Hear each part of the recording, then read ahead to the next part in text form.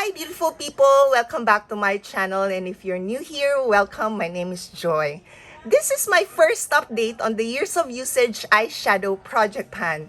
This project is created by Sarah Catherine back in 2021, and I started this project back in 2021. I'm working on 15 eyeshadow palettes in this project this year. Total number of eyeshadows in the project is 200. Most of the eyeshadows here I actually worked on in the previous years.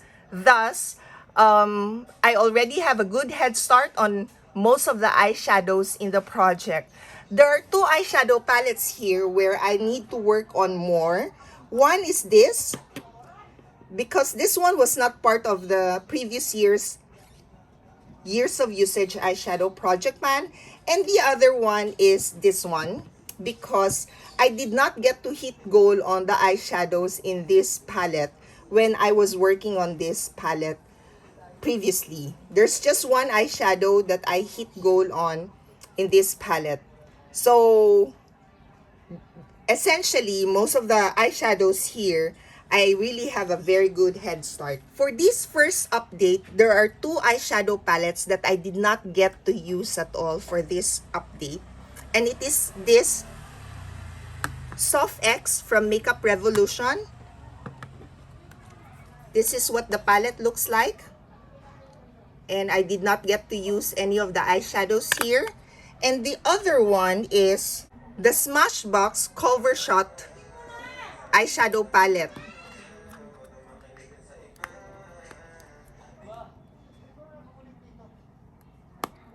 For this update, I managed to hit goal on 6 eyeshadows, and they are coming from the Wet n Wild Color Icon eyeshadow palette.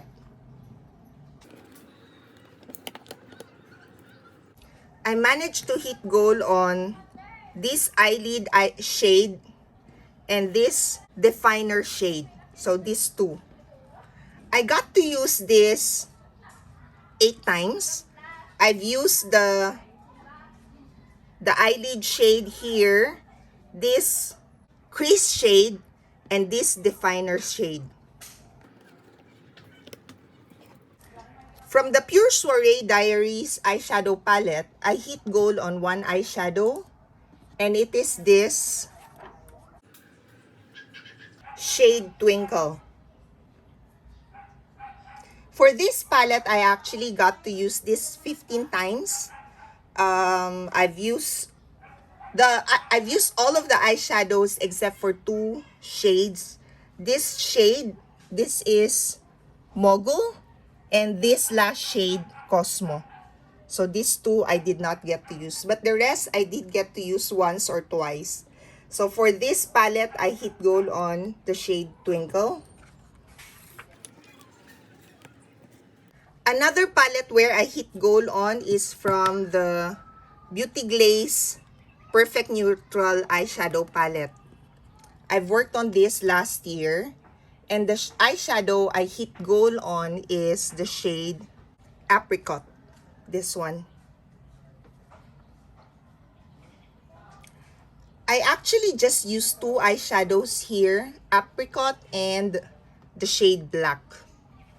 This one, I still need to use one more time to hit 25 uses. So that was only used once. So I've now shared with you 4 eyeshadows I hit goal on. The last eyeshadow palette that I hit goal on, 2 shades, is coming from this Etude House Trench Coat Showroom eyeshadow palette.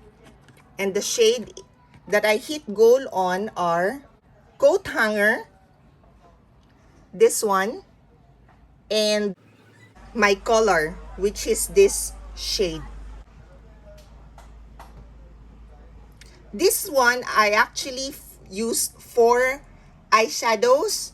So the one I hit goal on, Coat Hanger, this one, and then I've used Autumn Coat, which is this one, and I've used Basic Coat, this one, plus this one, the color. So there are 4 eyeshadows. The eyeshadow palette I use the most for this update is from the Pure Soiree Diaries. I've used this 15 times, followed by Tarte Rainforest of the Sea. There's just one eyeshadow here that I did not get to use from the Tarte Rainforest of the Sea, and it is this shade Breezy. And the eyeshadow I use the most is this shade Seaside. I've used this 3 times and then the rest once or twice. And then followed by 2 eyeshadows. They are equally at 8 uses. It is the eyeshadow palette Dreamland from You Can Be. This one. This is what the palette looks like. So for this one, I haven't hit goal on the eyeshadows when I worked on this in that year, except for one eyeshadow, and it is this shade Supreme. And then the other one is the Wet n Wild Color Icon eyeshadows. And then the rest, I either use it once or twice, just a few times. So like this one, Through My Eyes, I've used this 5 times from the Winky Locks eyeshadow palette. This one, I've used that twice. Crown from Glam Metal, I used once. So this is what the eyeshadow palette looks like. And then from the Lemon Drizzle, so this is the I Heart Revolution Lemon Drizzle. I've used this 3 times. This palette, Dicaloo, I've used 6 times. This eyeshadow palette, Urban Decay collaboration with Gwen Stefani, I've used 6 times. And then the Belonging eyeshadow palette, I used that 6 times as well. Total number of uses for this update is 77.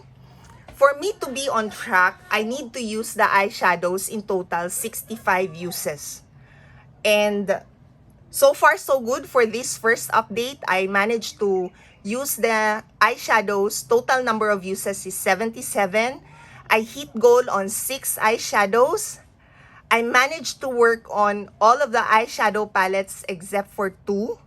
Hopefully in my next update, I get to use all of the eyeshadow palettes in the project and still hit at least 65 uses. And hopefully I get to hit goal on more than 6 eyeshadows in that update.